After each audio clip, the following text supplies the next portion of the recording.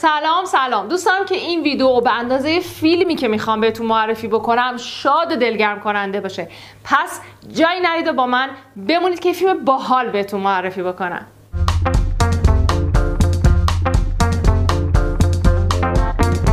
سلام، من مارا هستم. اگه به فیلم و سریال علاقه‌مندین و اگه سینما دوست دارید این کانال شماست. میخوام فیلم وونکا رو بهتون معرفی بکنم، یه پیش درآمدی از فیلم ویلی وونکا و کارخانه شکلات سازی و بر اساس رمان چارلی و کارخانه شکلات سازی. یه فیلم خیلی خوب و باحال.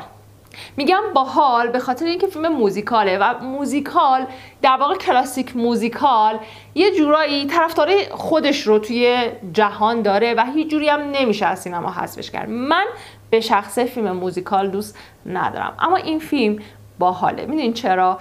پر از رنگ و نوره و دلگرم کننده است. میدونم که اینجور فیلم ها اصولا شاید به نظر بیاد که دورشون گذشته یا اینکه خب این که فیلم خیلی بالایی نیست، اما به نظر من در کنار فیلم های خیلی خیلی خیلی خوبی که توی 2023 اومد، فیلم های فوق العاده عالی، در کنارش ما به فیلم های دلگرم کننده هم توی دنیا احتیاج داریم. به فیلم هایی که به همون بگن اگر نیروی خیر و شر یا خوب و بد جلوی هم دیگه قرار بگیرن، همیشه خوبی و امید و آرزو پیروزه. به نظرم ما به اینجور فیلم ها احتیاج داریم. فیلم وونکا چند تا اتفاق خاص داره. یکی این که خب ببینید تو سال 2016 کمپانی وارنر برادرز اومد گفت که کلا شخصیت ویلی وونکا رو ما خریدیم و کلا حق نشرش با ماست و بعدش هم گفت که من میخوام یه فیلم بسازم با محوریت این شخصیت. سال 2018 هم اومد پول کینگ و گفت که کارگردانشه و یه لیست بلند بالایی هم از بازیگرایی که در نظر گرفته بود که برای وونکا بازی بکنن، در نقش وونکا بازی بکنن، خب اوورد در نظر گرفت. حالا چیزی که هست اینه که هر بازیگری که قرار بود این فیلمو بازی بکنه یه خورده کارش سخت بود، چون که ما قبلا توی اون چارلی و کارخانه چاکلت سازی یا شکلات سازی در نقش ویلی وونکا ما قبلا کیو دیده بودیم؟ جانی دپ عزیز رو دیده بودیم و خب هر کسی که بخواد با جانی دپ مقایسه بشه یا در واقع با جانی دپ رقابت بکنه به نظرم خیلی کارش سخته. حالا اومدن تیموتی شالامه رو در نظر گرفتن که خیلی ها گفتن خیلی سرد بازی کرده، خیلی نچسبه، اصلا چجوری اینقدر نچسبی فلان و از این حرفا. بعضی ها هم گفتن نه خیلی بازی روون و خوب و با نمکی از خودش ارائه داده و بازیگر خوبیه، یعنی خوب در آورده نقشو. نظر شما چیه؟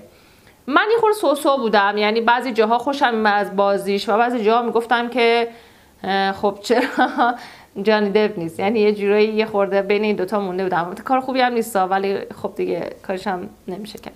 حالا جالبه این آقای تیموتی شالامه امسال هم کولا کرده و به عنوان جذابترین مرد سالم انتخاب شده و گوی میدانو از هنری کویل دزدیده. گرچه خب کار خیلی بدی بوده، هنری کویل واقعا اون همون سر آمده، ولی حالا به هر حال برای همینه که یه جورایی این فیلم خیلی تو چشم بوده و خیلی در واقع مورد انتظار بوده. نمره‌های بدی هم نگرفته، از متا کریتیک 68 رو گرفته و از روتن تومیتو 83 رو گرفته از 110 تا از 101 منتقد که خب نمره های بدی هم نبوده. چیزی که جالبه و جذابه این رنگ و نوریه که توی فیلم گذاشته شده و کلا پول کینگ یه جوری فیلمو ساخته که شما وقتی داری فیلمو میبینی انگار شکلات رو حس میکنی و انگار دلت میخواد بری یه چای درست بکنی یا قهوه درست بکنی و با یه شکلات خیلی خوشمزه اگه در دستتون باشه بخورید. اصولا فیلم رو یه جوری ساخته که قابل لمسه و باش همراه میشید. بعد اون حالا رقصاش و موزیکاش هم یه خورده سعی شده که نوتر و جذابتر باشه و شخصیت وونکا یه شخصیت پر از امید و آرزوه که خب هیچ وقت هم ناامید نمیشه و درست شخصیت تیپیکاله، اما همینجور که گفتم سینما و آدم‌ها هر کاری هم که بکنی به این شخصیت‌ها تا حدی زیادی نیاز دارن. شخصیت جذابیه و خب حالا باید دید که شما نظرتون چیه، خوشتون اومده یا نیومده. حتما نظرتون راجع به این فیلم به من بگین وقتی که دیدینش. و در آخر فیلم ببینید. فیلم دیدن سبک خاصی از زندگی، چرا که سینما خود زندگیه.